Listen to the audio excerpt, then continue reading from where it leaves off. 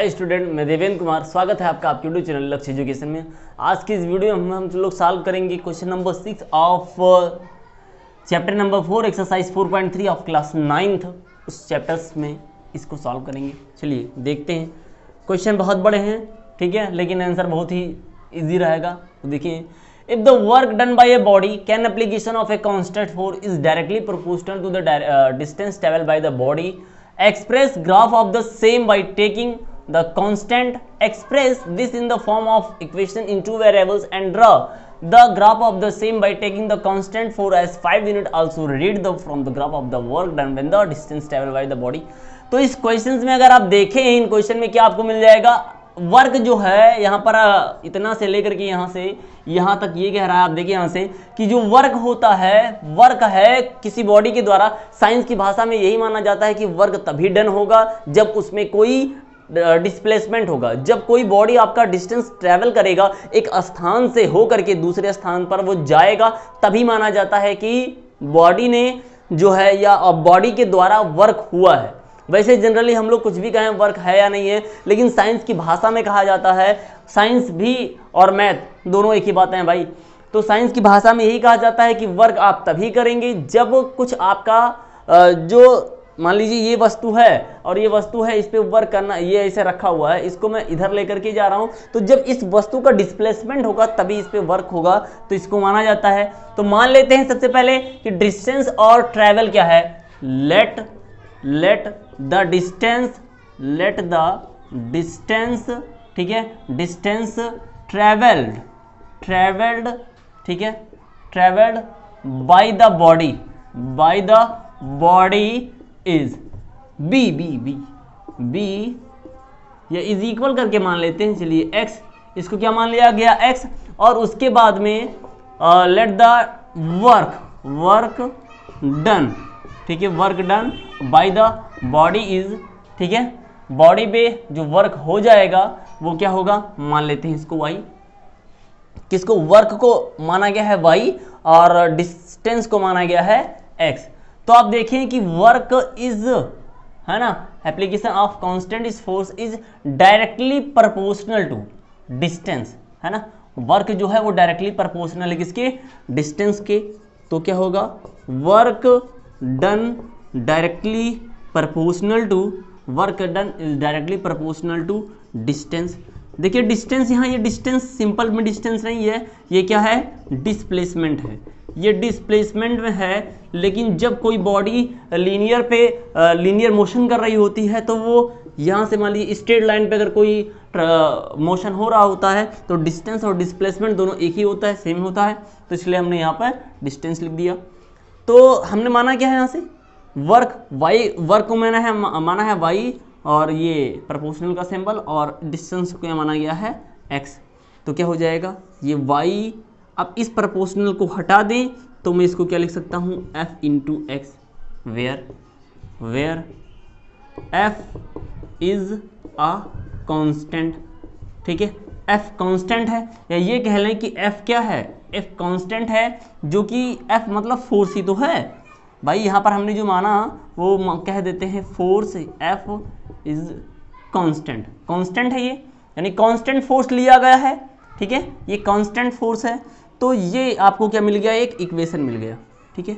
आपने कहा जैसे, ठीक है, x और y ही आपके हैं, f तो कांस्टेंट है, तो इन्होंने जो पहला कहा था express this in the form of an equation in the variables, in two variables, ये टू वेरिएबल्स पे हो गए।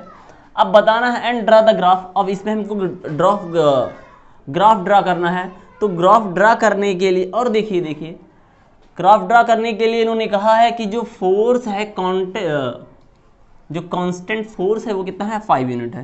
तो y इज इक्वल टू कितना मिल जाएगा, 5x, ठीक है।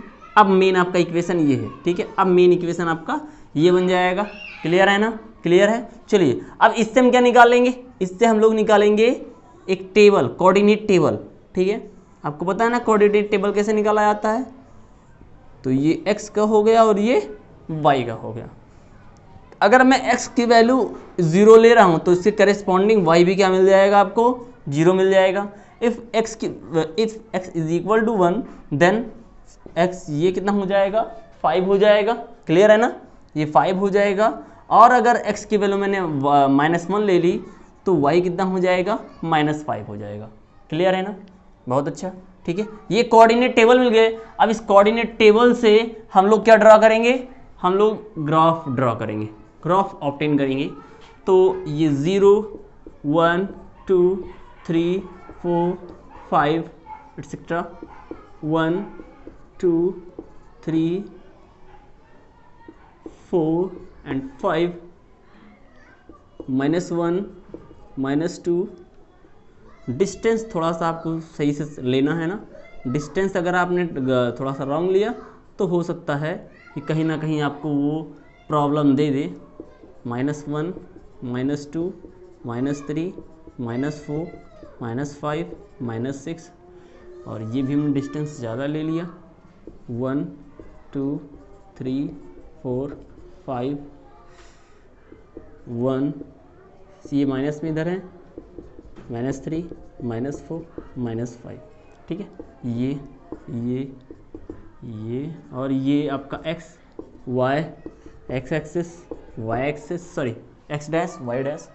तो इन पॉइंट्स को अगर मैं प्लॉट करके देख रहा हूँ, अगर इन पॉइंट को प्लॉट करके देखा जा रहा है तो 0,0 कहाँ मिलेगा, 0,0 ये क्या है, ओरिजिन पॉइंट है। 1,5 कहाँ है, x पर 1 और y पर 5, x पर 1 और y पर 5, ठीक है, x पर 1 और y पे 5, ये हमारा पॉइंट है, ठीक है, ये पॉइंट हो जाएगा। फिर x पे -1 और y पे -5, x पे -1 और y पे -5, ये मेरा पॉइंट है।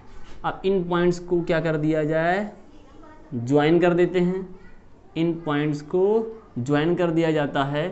तो यहाँ से आपको जो ग्राफ मिलेगा, अरे भाई सीधा ग्राफ है,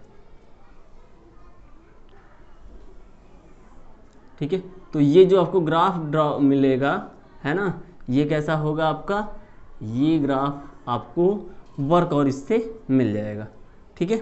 ये पॉइंट आपको जरा सीधा आपको करेंगे तो सीधा मिल जाएगा।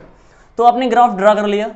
Also read from the graph from the work done when the distance travel by the, अब देखो, अब लास्ट पॉइंट में आपको यहाँ लिख कर रहा हूँ, ठीक है। लास्ट पॉइंट क्या रहा है कि इस ग्राफ से आपको रीड करके बताना क्या है, distance travelled by the body, कि बॉडी ने जो है डिस्टेंस कुछ ट्रेवल किया तो उसमें वर्क कितना हुआ। देखिए ये लिखा हुआ है ना, by taking the constant as a 5 force, also read from the graph of the work done when the distance traveled by the body is 2 unit। जब 2 यूनिट बॉडी ट्रेवल करती है तब बताना है, और 0। तो हमने माना ये इक्वेशन फर्स्ट मान लेते हैं, ठीक है, ये इक्वेशन फर्स्ट मान लेते हैं, ठीक है। तो क्या लिखा है, ये आपका दिया है x तो दिया है भाई, डिस्टेंस को आपने x माना है ना, डिस्टेंस को आपने x माना है, तो x is equal to 2 units, ठीक है, x is equal to 2 units from equation first. हमारा इक्वेशन फर्स्ट क्या था, y is equal to 5x, तो 5 इंटू 2 कितना हो जाएगा 10 यूनिट्स, ठीक है। ये 10 यूनिट्स क्या है, वर्क डन है, ठीक है, ये वर्क डन है 10 यूनिट।